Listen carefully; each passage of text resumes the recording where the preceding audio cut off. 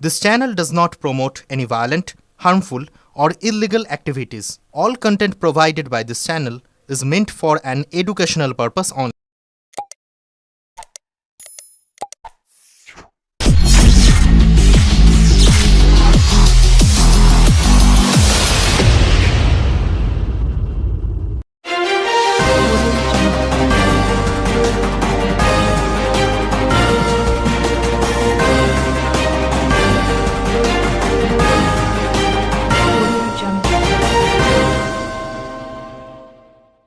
রিষ্টা সুভাষনগর হাউজিংয়ে গণেশ পুজো উদ্বোধন করেন দিলীপ ঘোষ।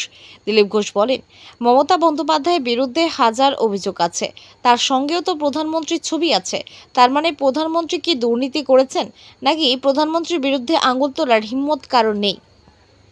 আমার এমএলএ এমপি যদি চোর হয়, প্রতিদিন জেলে যাচ্ছে, মোবাইল পুকুরে ফেলেছে। যে কোনো নেতার বাড়িতে ঢুকে যান, টাকার কারি আছে, কার টাকা? শিক্ষকরা রাস্তায় বসে আছে, খুন ধর্ষণ হচ্ছে, তার কোনো বিচার হচ্ছে না। অনাচারের সর্বোচ্চ পর্যায়ে পৌঁছে গেছে পশ্চিমবঙ্গ। উনি ভাবছেন বাংলাদেশিদের ভোটার বানিয়ে ভোটে জিতে যাবেন, পুলিশ দিয়ে বিরোধীদের মুখ বন্ধ করবেন। এটা বেশি দিন চলবে না। জীবনকৃষ্ণ সাহার ঘটনা সবাই জানে। প্রথমবার সিবিআইয়ের কাছে যথেষ্ট ক্ষমতা ছিল না, তাই কেস জমাতে পারেনি। ইডি এখন নিয়েছে। আমার মনে হয় ইডির সেই ক্ষমতা, যোগ্যতা আছে এবং সাধারণ মানুষ যা চাইছে সেটাই হবে। কৃষ্ণনগরের ছাত্রী খুন প্রসঙ্গে বলেন, আগে আমরা বিহার ইউপি নিয়ে হাসাহাসি করতাম, এখন পশ্চিমবঙ্গে যার তার হাতে বন্দুক যাকে খুশি মেরে দিচ্ছে। এখানে মানুষের সুরক্ষা কোথায় আছে? যার তার বাড়িতে ঢুকে যাকে ইচ্ছা মেরে দেবে। এত সস্তা হয়ে গেছে পিস্তল। আইন শৃঙ্খলার এই অবস্থা হয়ে গেছে, তারপরও মুখ্যমন্ত্রীর এই কথা বলেন। দক্ষিণ পূর্ব রেলের আদ্রা চান্ডিল শাখার বরাভূম রেল স্টেশনে মর্মান্তিক ঘটনা। অসুস্থ হয়ে এক মহিলা যাত্রীর মৃত্যু হয় ট্রেনে। অভিযোগ, মৃত্যুর পর দীর্ঘ 6 ঘন্টারও বেশি সময় ধরে তার দেহ স্টেশনে পড়ে থাকলেও রেল কর্তৃপক্ষ কোনো উদ্যোগ নেয়নি হাসপাতালে নিয়ে যাওয়ার। উল্টে মহিলার স্বামীকে দেহ সরিয়ে নেওয়ার জন্য চাপ সৃষ্টি করা হয়। স্ত্রী প্রসঙ্গে দিলীপবাবু বলেন, খুবই মর্মান্তিক ঘটনা। মৃত্যু যেখানে সেখানে হয়ে যাচ্ছে, কিন্তু আমাদের সমাজ কেন অমানবিক হবে? খালি সরকার না, এমন অনেক স্টেশন আছে যেখানে কোনো লোকই থাকে না। সমাজের দায়িত্ব আছে, পুলিশ প্রশাসন আছে। পুলিশ গিয়ে ডান্ডা মেরে লোক সরাতে পারে, এটা করতে পারে না। সমাজের মধ্যেও এ ধরনের মানবিকতা কমে যাচ্ছে, এটাই চিন্তার বিষয়। বলি পাথর পাচার বালি সব বন্ধ করতে হবে, ওনার দলই উঠে যাবে। পরিযায়ী নির্যাতন প্রসঙ্গে বলেন, বাংলাভাষী না বাংলাদেশি, বাংলাভাষী বলে উনি জিনিসটাকে গুলিয়ে দিতে চাইছেন। বিশেষ করে মুসলিম এখানে অনুপ্রবেশকারী হিসেবে এসেছে। নদিয়া, মালদা, মুর্শিদাবাদ হাজার হাজার আধার কার্ড, রেশন কার্ড বানিয়ে দেওয়া হচ্ছে।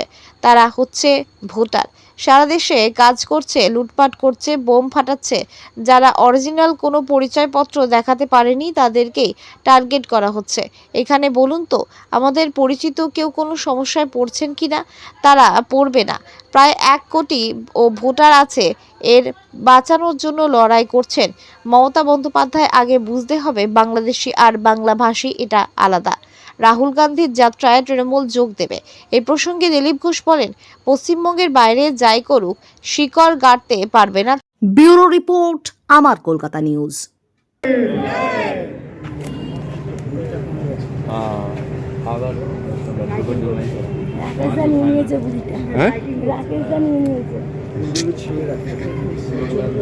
দাদা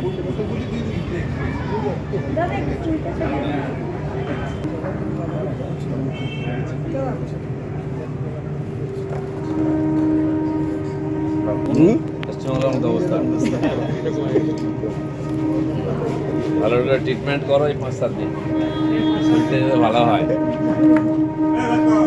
এভারেজ সুগার হয়ে যাচ্ছে।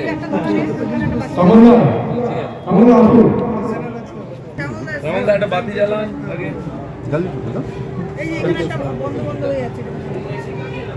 চলে গেছে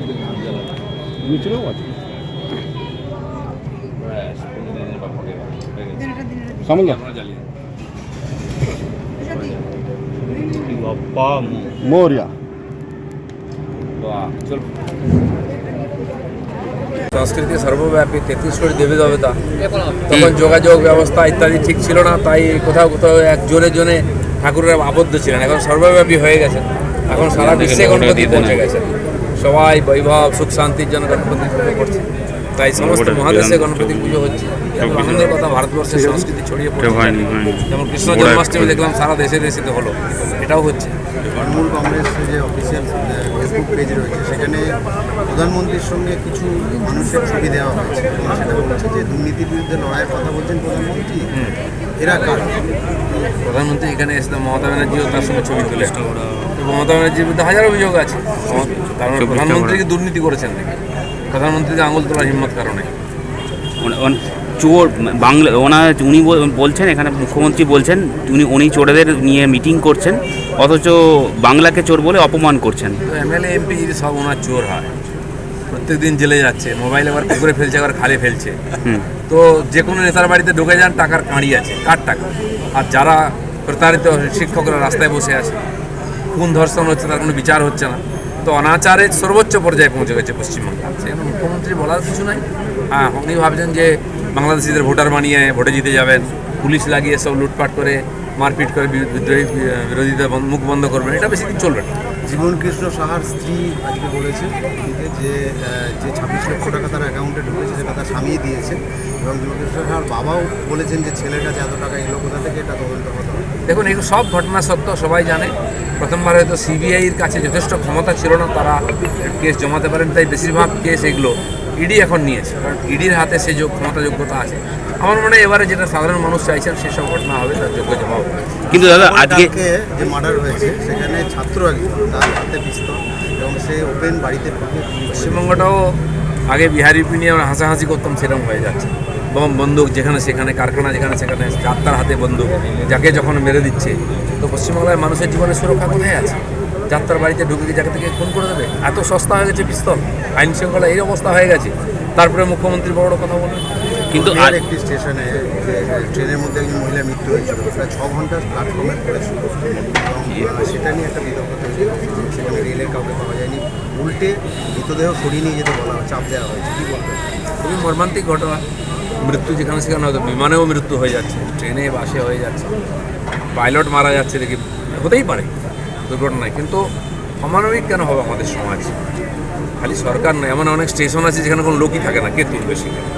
প্রশ্ন তা নেই, সমাজেরও দায়িত্ব আছে, পুলিশ প্রশাসন আছে, প্ল্যাটফর্মে পড়ে আছে, মোড়া পুলিশ হাত দেবে না তা তো নয়, পুলিশ গিয়ে ডান্ডা মেরে লোককে সরিয়ে দিচ্ছে, সেটা করতে পারে।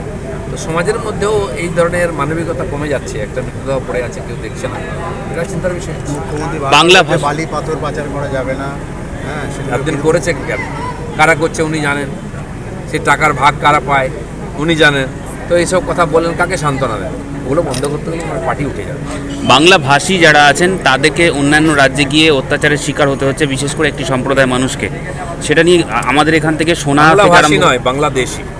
বাংলা ভাষী বলে উনি জিনিসটাকে গুলিয়ে দিতে চাইছেন। যারা বাংলাদেশি, বিশেষ করে মুসলিম, এখানে অনুপ্রবেশকারী হিসেবে এসছে, মুর্শিদাবাদ, নদিয়া, মালদা থেকে হাজার হাজার রেশন কার্ড, আধার কার্ড এখান থেকে তৈরি করে দেওয়া হচ্ছে, তাদেরকে বানিয়ে দেওয়া হচ্ছে ভোটার, আর তারা বাংলার লোক বলে কি সারা দেশে কাজ করছে, লুটপাট করছে, বোম ফাটাচ্ছে, সেখানে তাদেরকে চেঞ্জ করা হয়েছে। তারা এখানকার অরিজিনাল কোনো পরিচয়পত্র দেখাতে পারেনি, তাদেরকে টার্গেট করা হচ্ছে। বলুন তো আপনাদের এখানকার কোনো আমাদের পরিচিত লোক কেউ সমস্যায় পড়বে না, কারণ এরা হচ্ছে টিএমসির ভোটার, তাদের বাঁচাবার দায়িত্ব। প্রায় 1 কোটি ভোটারকে, পরিচিত ভোটার আছে, তাদের বাঁচাবার জন্য মমতা ব্যানার্জি লড়াই করছেন।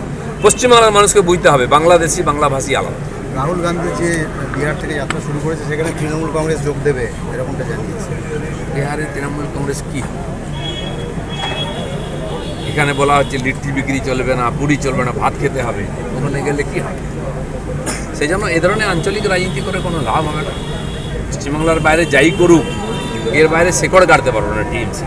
হয়তো রাহুল গান্ধীকে সান্ত্বনা দেওয়া হচ্ছে যে আপনি লড়ুন, আমরা আছি, আসল সময় দেখবেন কেউ করবে না।